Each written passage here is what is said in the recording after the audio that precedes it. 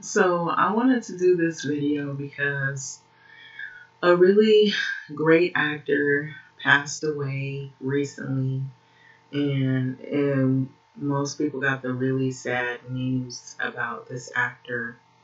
And it's just really sad to see this type of stuff happen. Um, Police looking for the dealers following the death of Michael K. Williams. So it just doesn't get any, better. I suspected that this possibly could have been somewhat of some foul play to this.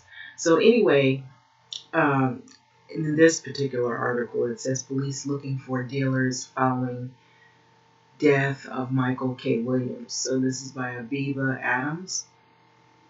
So the NYPD believes that Williams may have died from a drug overdose, but it won't be confirmed until a toxicology test is completed. So it isn't yet completed. So while the official cause of death of Michael K. Williams has not been determined, reports from both the TMZ and the New York Post reveal that the drugs were found in the beloved actor's apartment when his body was discovered earlier this week, and I believe it was from a family member. So while police believe Williams may have died from the drug overdose, it won't be confirmed until the toxicology test is completed. However, TMZ reported that the New York PD is investigating the origin of the narcotics found in Williams' apartment.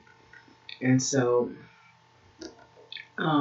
for those of you that are just coming in on this, you may have recognized him in many films and television series, and he really put his all into a lot of acting roles. Very talented, and sound like he was a really good guy from the interviews some people have talked about. And so it's really sad to see people like this go like this. So nearly 7 months before the tragic passing of Michael K. Williams, he talked about his struggle with addiction with WTF podcast.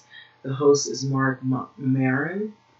And so I believe the podcast is here. So if you get this article, you can look it up and you can listen to the podcast with Michael K. Williams talking about his experiences. And so, I'm in the club as well, Williams said, referring to being in recovery. And, I guess this is some excerpts from the podcast. It says, anybody that has heard me speak before, I'm not shy about it. And, relapse to me is part of my story. And, but I'm living good today, So all we got is today. And so in 2012 interview, Williams revealed that he had spent much of his earnings from his critically acclaimed portrayal of Omar Little on The Wire doing drugs in scary places with scary people. So he was honest about his issue of addiction. So I was playing with fire, Williams told the NJ.com, though he also insisted that he limited himself to marijuana and cocaine, nothing stronger. For example, heroin, which I believe is stronger. So it was just a matter of time before I got caught and my business ended up on the cover of a tabloid, or I went to jail, or worse, I ended up dead.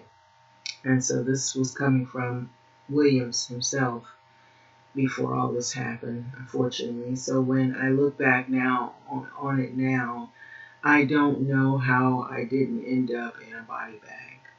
And so this is really sad because this is the end result. And so the in-depth interview has since been updated to reflect Williams' recent passing. And so that is the article on that. So speaking of drugs here in Los Angeles County in LA, there's a huge problem with cocaine being laced with fentanyl. And it's also potentially deadly. So the fentanyl-laced cocaine that killed an LA comedian is showing up everywhere here. And here's why it is so deadly and how to avoid it. And so it almost looks just like the cocaine. It's clear, it's white. So it says this is by Andrea Michelson. And so 3 people died in LA after taking cocaine laced with fentanyl. Fentanyl is dangerously potent synthetic opioid, and it's driving an increase in overdoses across the U.S. So people who use the hard drugs should keep test strips and naloxone on hand to reduce the risk of ODing. And so the comedian Fuquan Johnson died in LA on Saturday along with 2 other people after reportedly overdosing on fentanyl-laced cocaine.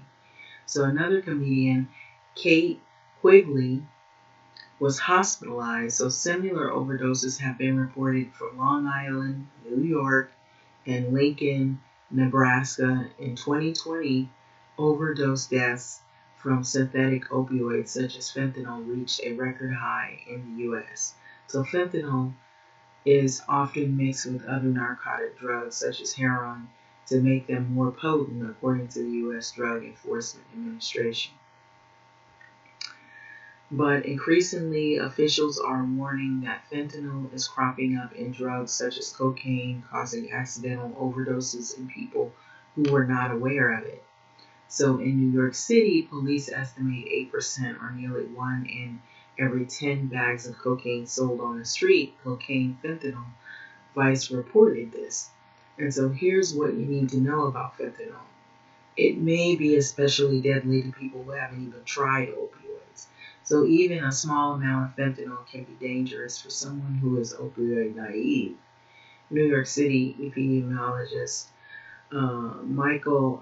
Michelle Nolan told The Gothamist, so fentanyl is 80 to 100 times more potent than morphine, according to the DEA. So the high potency poses a greater overdose risk for people who don't regularly use opioids and have not built up a tolerance for it. So cocaine users also may not be as prepared for the potential overdose compared to regular opioid users. So people who use heroin may have access to naloxone, an overdose reversal medication at harm reduction centers.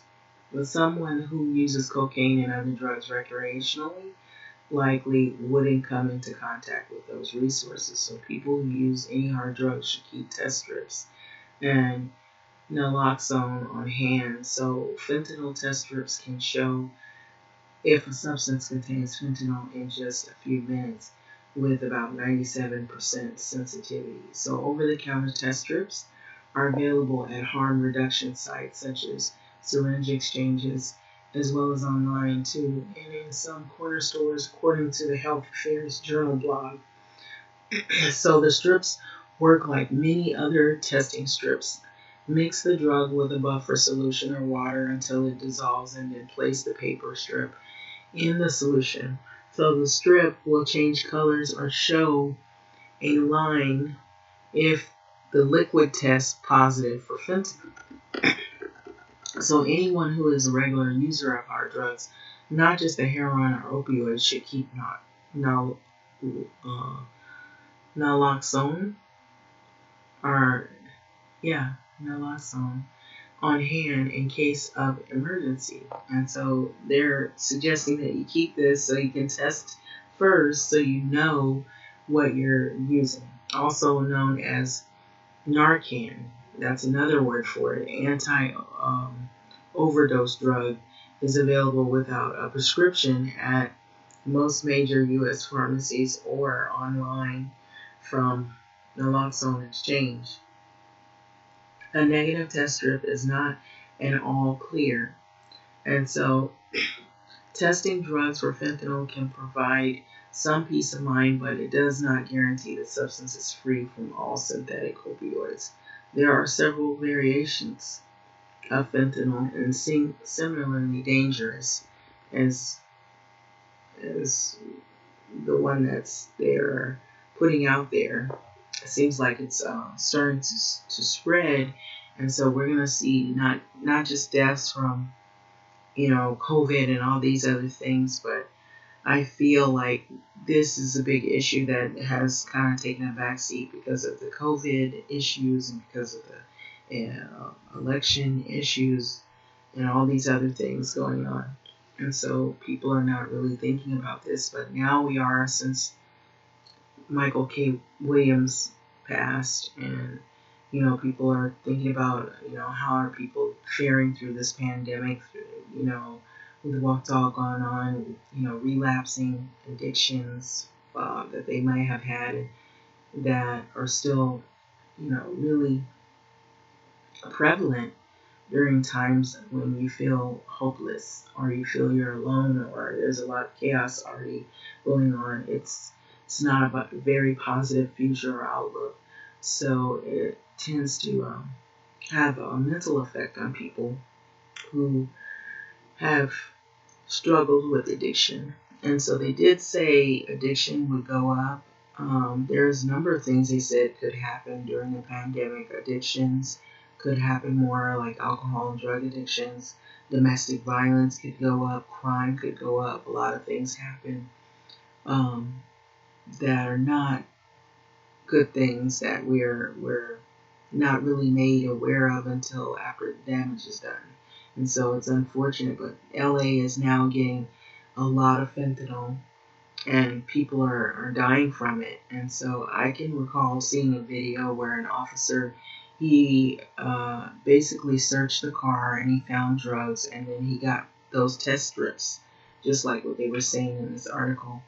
And as he began to handle the drug, he fell out. They had a video, and they were basically using that video as to show people how strong fentanyl was. And he didn't take it, he didn't use it, he just was handling it.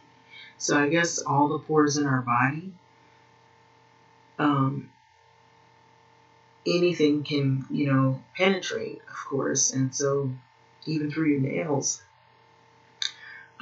he was handling the drugs or would-be drugs, and I believe it was positive for fentanyl. But in him handling it, he fell out. It was like he passed out and he started foaming at the mouth and shaking. And so anything that you don't even have to take, you can just touch it, and it has that much of a potency, that's dangerous. Completely dangerous. And I believe I've heard that they've used it to tranquilize animals like elephants, and that it if you think about how much an elephant weighs in a person, just imagine if you're using something that can bring down an elephant, so you don't have a chance of living through that. Very slim. So it says testing the drugs for fentanyl can provide peace of mind, but it does not guarantee that the substance is free of all of the synthetic opioid. But there are several variations of fentanyl, and similarly, the dangerous substances, and test strips may only screen for the most common ones that are out. So Professor Jonathan Kalkin and of Carnegie Mellon University told this device, so only testing a small portion of the drugs may miss fentanyl or another synthetic opioid hiding elsewhere else in the bag. And so it's not always distributed evenly, so a person their next hit could be extra potent even if that sample tested negative.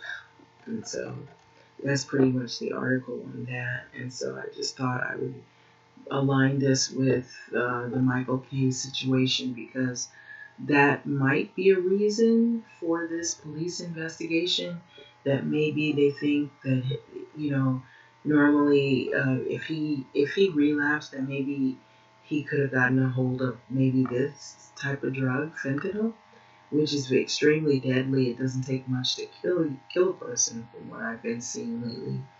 When they talk about it, and I remember another officer was saying that you could have just like a small amount and it could kill you. So anything that strong, you have no chance. And so if somebody puts something in your drugs and you're snorting it or you're smoking it or whatever, however you ingest it, just imagine getting fentanyl, something so deadly that if you are just taking a small smidgen, I'll say a small portion of it, and it already has you laying out on the floor, convulsing. That's pretty strong. So anyway, letting this go, I'm wondering now. This brings up the question as to, could there have been possible foul play, or could it have been that these people just took advantage of a situation, he relapsed, and they knew they had laced the drug that he does with something stronger. Maybe their whole motive was, I'm going to get more money for this because it's going to be stronger. He's going to get more for whatever he paid for. But however, put this man's life in danger to where now he's not here. And so he suffered from this, and his family is suffering from this, trying to find the answers, I'm sure. If there are any other, final conclusions that they can make, that they're wondering if there was someone involved that gave him just, or maybe somebody that just gave him some really bad drugs. So, to the point of, well, I know people would say, oh, all drugs are bad. Well, if that's the case, then Tylenol, Motrin, you have to have this one isn't better than the other. I guess it's just one is legal and the other isn't. And so, but the thing is, they think all drugs have a potential to do damage if you take enough of them. But it seems like with this particular fentanyl, you don't have to take very much for it to kill you. And it's all over in the LA region. And so I'm thinking that what's going to happen is some people will take some of it and they might can tolerate it, but then they might overdose. We'll see more deaths caused by overdose. And then by them getting too much of that in their bloodstream, then they get sick or infected with a virus that doesn't fare well either. So having said that, I'm gonna let this go, but I really now am concerned about what's going on, and having great actors like this who really he put himself out there in his work, and he seemed to be a really neat guy. He's just had this issue, and it's sad to see somebody go like that, but I'm gonna let this go. Like, comment, subscribe. Thanks for listening.